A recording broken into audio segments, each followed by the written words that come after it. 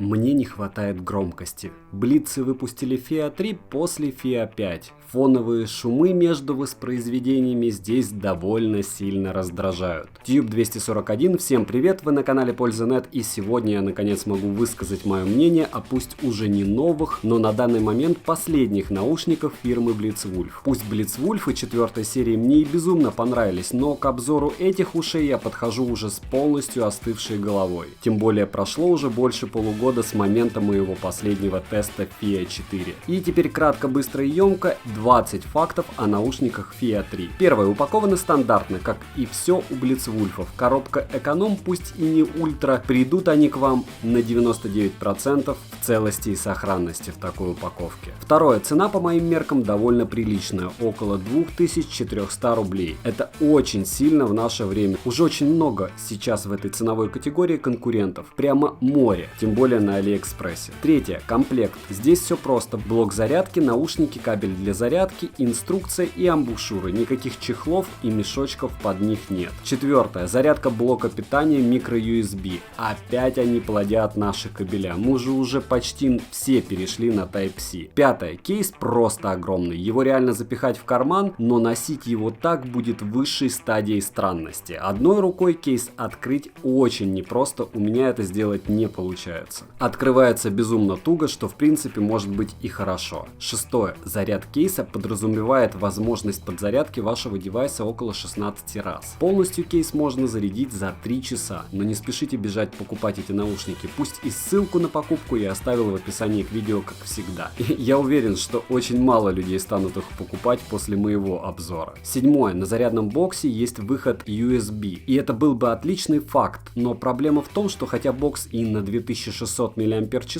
и вроде может использоваться как Powerbank, но первый фейл у этих ушей в том, что выходы у бокса никак не защищены, да и сама идея использовать кейс как банку довольно нехорошая. Вы потратите его ресурс зарядов-перезарядов довольно быстро, не такой он космической емкости. И как вы потом планируете заряжать свои наушники? Вот именно, никак. Восьмое. Есть упрощенная версия этих ушей с проблемным кейсом и артикулом S, которая вышла после FIA 3, и она на 10% дешевле, ее реально носить в кармане, учитывая ее габариты, притом в ней также 2600 махов. Удобнее, да еще и с индикатором заряда на кейсе, но сейчас я рассказываю не о ней. Девятое. Внешний вид ушей похож на первую версию блицев. Выглядят они хорошо, но еще больше, по моему мнению, они похожи на Meizu Pop и нереально удобные. Как я и говорил в обзорах на Meizu Pop, по моему мнению, это самая удобная форма наушников-затычек, которые только есть на рынке. В ушах они реально невесомые. Десятое. Управление ушами реализовано сенсорной кнопкой, и это не такая морока, как мне показалось раньше, хотя я и всеми руками за механику, или я просто за 2 года приноровился управляться с ужасными сенсорами и более или менее потребный сразу мне кажется отличным, кто знает. Для сенсора довольно удобен, если кратко. 11. Сенсоры мигают, но только при подключении и поиске, да и в боксе при зарядке мигание не раздражает, не сильно они бьют по глазам, притом выглядят довольно симпатично. 12. Bluetooth версии 5.0, но это не мешает им подглючивать, когда вы будете носить ваш телефон в кармане ваших брюк или джинс. Раз в 10 минут при нахождении в торговом центре помехи вам обеспечены. На улицах при малом количестве народа я такое у них не замечал. Реалтековского чипа, как в 4-х Blitzwolf'ах, в них нет, соответственно стабильность соединения здесь логично хромает.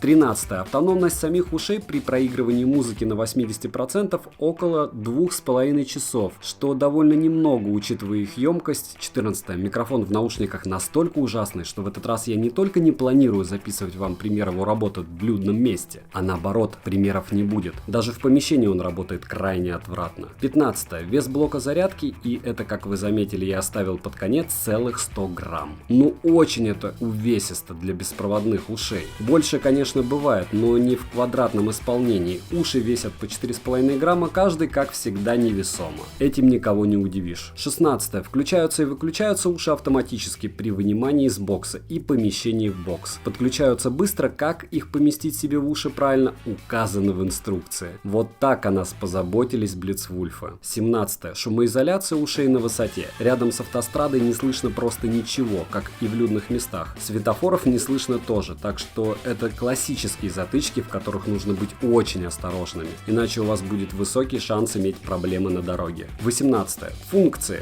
Включение трека, постановка на паузу, паузу, правая кнопка на 2 секунды следующий трек, левая предыдущий. Двойное касание любого уха включает ассистента. При звонке один раз нажатие — ответ на звонок, длительное нажатие — сброс звонка. Все просто. 19. IPX6, но он только для ушей, не для бокса. Дождевого ливня уши не боятся. Но еще раз повторяю, бокс, как вы понимаете, боится любой воды. Тем более у него целых 2 дырки, одна из них огромная под USB. 20. И теперь самое важное. По моему мнению, в ушах не хватает низких частот. При том, что детализация средних и верхних на уровне. Но самое ужасное, у наушников катастрофически не хватает громкости. А я, как вы знаете, очень лоялен в плане громкости. Ширины сцены мне хватает, а вот глубины нет. Звук похож на попытку копирования Meizu Pop, но проигрывает не только им, но и Blitzwolf Fia 4. Притом у четверки, на которую у меня уже был обзор, такая же цена, только без бокса пауэрбэнка. Резюмировать впервые за долгое время я бы хотел тем, что эти наушники я советую только людям, кому нужны уши с боксом пауэрбэнком, притом именно этой формы. Хотя даже в этом случае у вас есть возможность купить хавиты. Напоминаю, что они для людей с довольно большими ушами, хотя у них цена и ниже. Я бы долго мог перечислять, что можно еще купить на эти деньги. Напишите в комментариях, что за эту сумму вы бы купили. Мне будет очень интересно. И кратко, не покупайте эти наушники. Берите другие. Их много на канале. Напоминаю, что на канале 2 раза в месяц розыгрыши Mi Band 3 Honor Band 4 Run Edition за лайк, подписку, коммент. Еще много розыгрышей всяких девайсов. Условия всегда в описании к видео. Следующий обзор будет на новую бритву Xiaomi. Что еще обозревать, пишем в комментариях. По возможности закажу, расскажу. На канале минимум 3 обзора в неделю и 1 стрим. Спасибо, что смотрите. Не забывайте добавляться в соцсети. Девайсу да или нет, Польза.нет